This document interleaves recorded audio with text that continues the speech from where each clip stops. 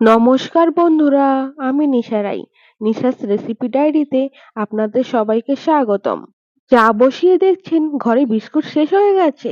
কোনো সমস্যা নেই। আজ আমি আপনাদের মাত্র 10 মিনিটে তৈরি করা যায় এমন আটা দিয়ে একটা বিস্কুটের রেসিপি নিয়ে এসেছি। খেতেও কিন্তু ভীষণই দুর্দান্ত স্বাদের হয়েছে, আর খুবই অল্প সময়ে এই বিস্কুটের রেসিপিটা তৈরি হয়ে গেছে। সর্বোপরি ঘরে থাকা উপকরণেই আপনারা এই বিস্কুটের রেসিপিটা বাড়িতে তৈরি করে নিতে পারবেন। একদিন তৈরি করুন আর প্রতিদিনই খাওয়ার জন্য সংরক্ষণ করে রাখুন। এই মুচমুচে মজাদার আটার বিস্কুটটা আমি বাড়িতে কিভাবে তৈরি করেছি, চলুন তবে দেখে নেওয়া যাক। সবার প্রথমে এই বিস্কুটের রেসিপি বানানোর জন্য নিয়ে নিয়েছি আটা। বাড়িতে রুটি খাওয়ার নর্মাল গমের আটার এখানে ব্যবহার করেছি।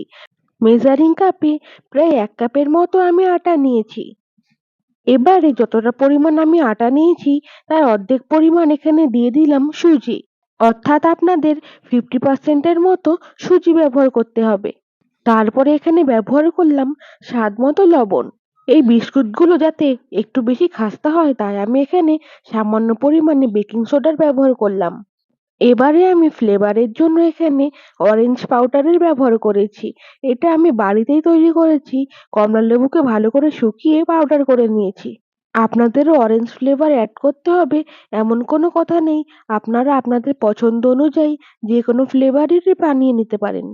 তারপরে আমি এখানে 1 চামচ পরিমাণ কর্নফ্লাওয়ারের ব্যবহার করলাম। খুব সুন্দর একটা ফ্লেভার আর গন্ধের জন্য আমি এখানে 1 চামচ পরিমাণ ঘিয়ের ব্যবহার করেছি। আর সবশেষে মিষ্টির জন্য ব্যবহার করেছি চিনি। চিনি কোনো রকম পাউডার করার প্রয়োজন নেই। আমি এখানে গোটা চিনিরই ব্যবহার করেছি। আমি এখানে 3 টেবিল চামচ মতন চিনির ব্যবহার করেছি। আপনারা আপনাদের পছন্দ অনুযায়ী চিনির ব্যবহার করবেন। এবারে এই সমস্ত উপকরণগুলোকে শুকনো অবস্থায় খুব ভালোভাবে মিশিয়ে নিয়েছি। শুকনো উপকরণগুলোকে খুব ভালো করে মিশিয়ে নেওয়া হয়ে গেছে। এবারে বিস্কুট তৈরির জন্য এই আটাকে মেখে নেওয়ার পালা। কোনো রকম গরম জলের ব্যবহার করার প্রয়োজন নেই। রুম টেম্পারেচারে থাকা জলের ব্যবহার করলেই হবে। অল্প অল্প করে জল দিয়ে একটা শক্ত ডো মেখে নিতে হবে। আপনারা বাড়িতে রুটি, পরোটা কিংবা পুরি বানানোর সময় যেইভাবে আটা কিংবা ময়দা মেখে নেন তার থেকে অনেক বেশি শক্ত করে মেখে নিতে হবে।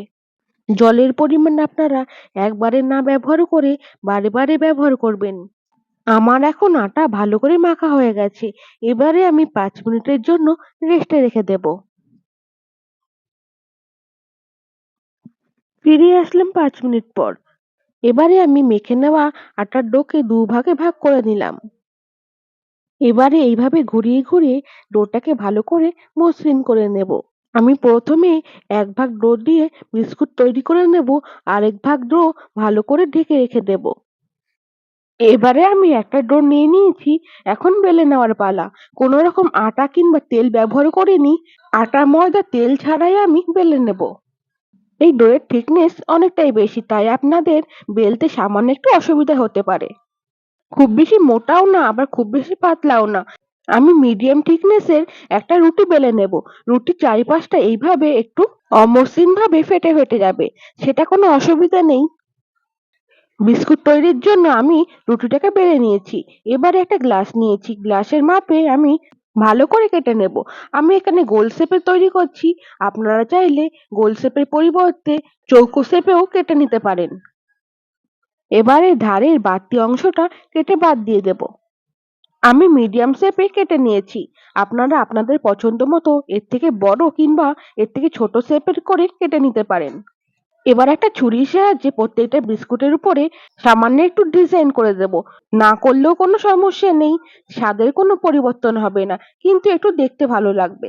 আপনারা চাইলে উপর থেকে সামান্য একটু সাদা তিল ছড়িয়ে দিতে পারেন, কিংবা কালো জিরেও দিতে পারেন। আমি একটা তুলে কাছ থেকে আপনাদেরকে দেখিয়ে দিলাম প্রত্যেকটা বিস্কুটের থিকনেস আমি ঠিক কিরকম রেখেছি। একইভাবে আমি সমস্ত বিস্কুটগুলোকে বেলে নিয়েছি। এবারে বেলে নেওয়া বিস্কুটগুলোকে ভেজে নেওয়ার পালা। তাই আমি গ্যাস ওভেনের মধ্যে একটা কড়াই বসিয়ে তার মধ্যে পর্যাপ্ত পরিমাণে সয়াবিন অয়েল দিয়ে দিলাম। আপনারা এখানে সর্ষের তেলের পরিবর্তে অন্য যে কোনো ধরনের তেলেরই ব্যবহার করতে পারেন। যে তেলের কোনো রকম ফ্লেভার কিংবা স্মেল নেই সেই ধরনের তেলের ব্যবহার করতে পারেন। তেল ভালো করে গরম হয়ে গেছে, এবারে আমি বেলে নেওয়া দুটো বিস্কুট দিয়ে দিলাম ভাজার জন্য।